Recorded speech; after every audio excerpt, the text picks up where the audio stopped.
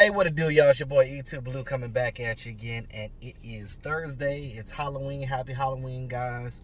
Last night, the Washington Nationals won the World Series. Shout out to the Washington Nationals for winning the World Series against the Houston Astros. They went all the way to Game 7, and both cities made a lot of money, I will say that. And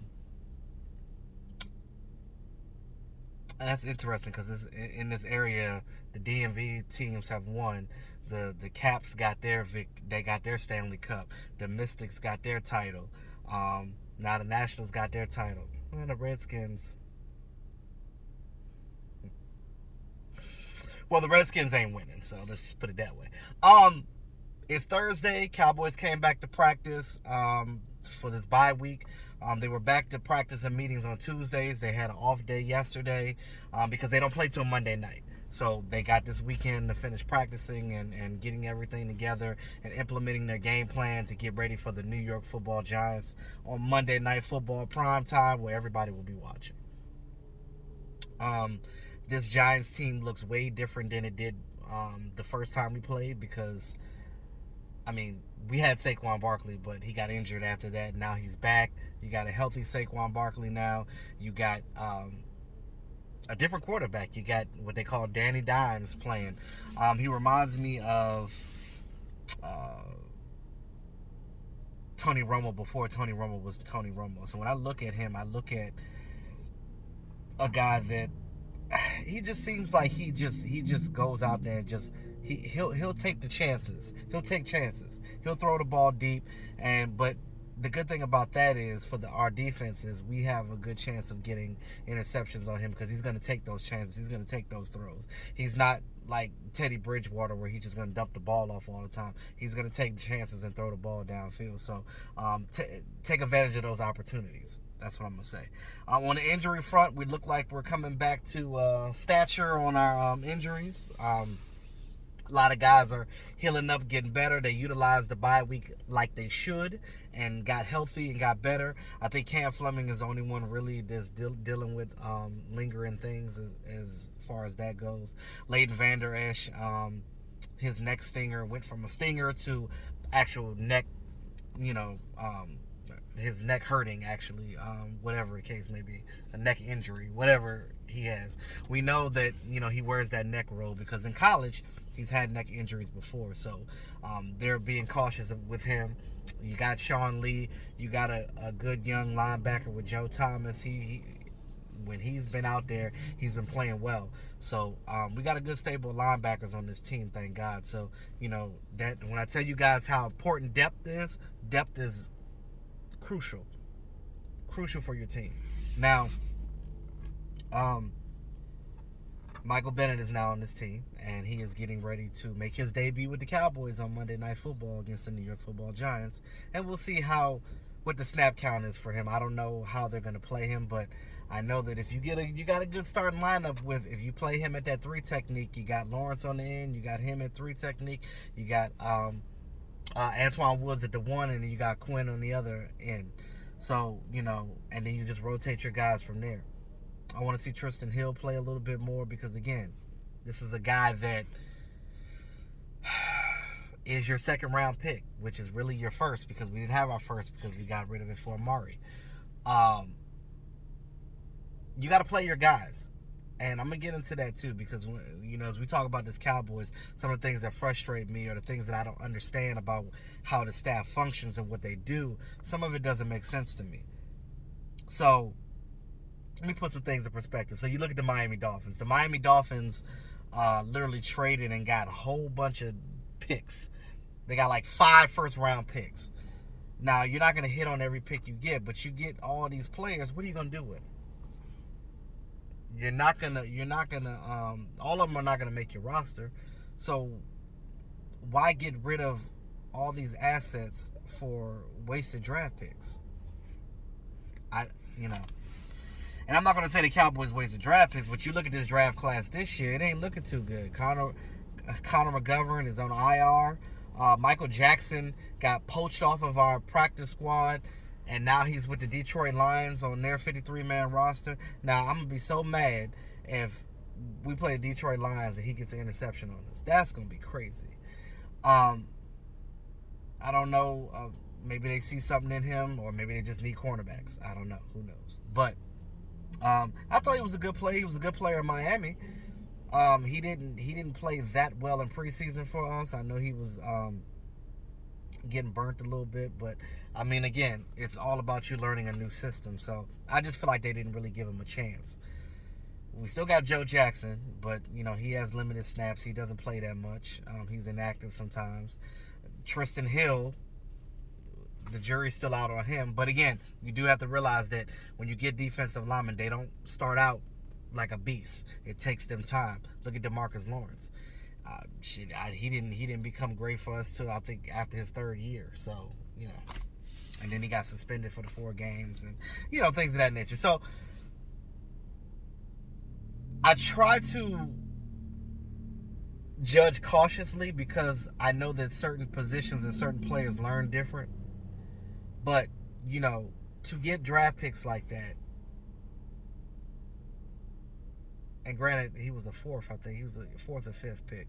But granted, to just let these guys go and get poached off your practice squad. And I know that they tried to keep him because, again, his agent did a good job. His agent actually came to Jason and the Joneses and was like, hey, is there a way that you can put him on a 53-man roster because the Lions want him? And, a difference from, $2,000 to $20,000 is huge. So I just, it's interesting to me that, you get these draft picks and they end up being wasted. Now, we do have a lot of draft picks that are playing and doing their thing, but I guess you can't pick everybody. Now, that's one thing that, like I said, I'm not a draft guru. I'm not great at that at all. But all I'm saying is this, just coming from a football mind and knowing about the game of football and knowing how you should structure a team and using a little bit of common sense in between that, I try to make the right guesses and try to figure out what the best players is for this team. Now, we've been talking about we need a safety or somebody. Everybody's trying to get rid of Jeff Heath. I don't want to get rid of Jeff Heath, but I do think that we do need to get a ball hawking type of safety because we don't have that on this team per se. Cornerback, we got some guys that are going to be out of contracts next year, i.e. Anthony Brown and Byron Jones. So just in case 1 or 2 of these guys don't come back, you got to figure out what you're going to do at cornerback. Well, you just lost your draft pick. They had an opportunity to get Jamal Adams, but the price was too high. I get that. You got to be smart about it. You don't want to get rid of 2 first-round picks. Now, if they actually offered him a 1st and a 5th, I think it was, but Jets didn't want that. I feel like the Jets, both the Jets and the Redskins, they were a little stingy and being greedy with what they wanted because they could have.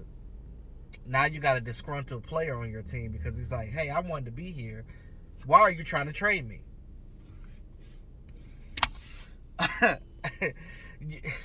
When you try to trade a player and it doesn't work out and you still got the player on this team, it's almost like you in a relationship with somebody, you cheated on them and they know about it. You try to sneak back in the house and like, hey, didn't see you there. How you doing? It's one of those situations where it's like it just becomes awkward. It's an awkward situation.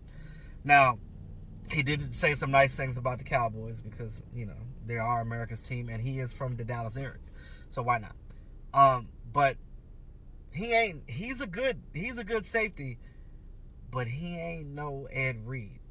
And, for an Ed Reed type player or Ed Reed himself in his prime, I would have sold the farm for. But this team is not in a position to sell the farm. You are pieces away from being a Super Bowl contender. Pieces. And the rest of that just comes with coaching and calling the right plays and game adjustments, things of that nature. We got to do a better job of that. Now, as I digress, you couldn't get Jamal Adams. Fine, whatever. I'm not going to sell the farm. They did the right thing by not selling the farm. He's a young player. I think he still has like 2 or 3 years on his contract. So he's not going to be a free agent come this offseason. So I keep hearing people saying, well, let's get him in the offseason. Well, you're still going to have to do a trade with them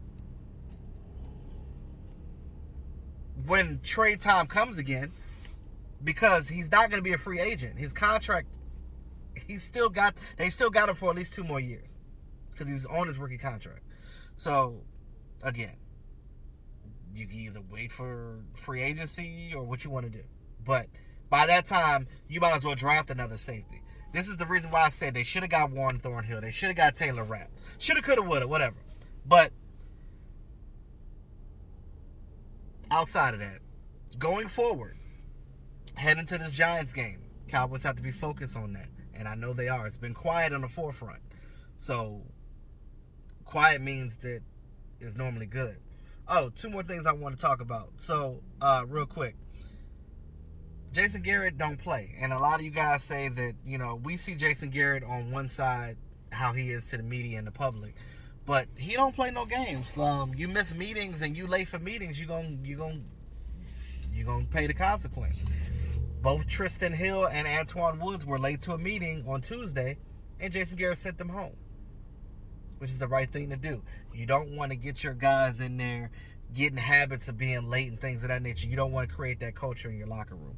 You want to let these people know that you're serious about what you're doing, and that's it. Stay focused. So shout out to Jason Garrett for that, for basically,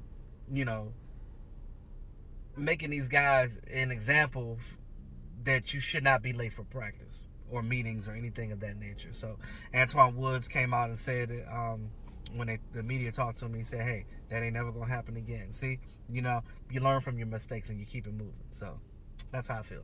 So with that being said, guys, that's all I have for right now. I'm going to do my matchup video probably on Sunday because the game is not till Monday night. So I'll do my matchup video on Sunday, and I'm going to live stream during the game because Mark is going to be in Puerto Rico, so I'm going to live stream. So I finally get an opportunity to do that.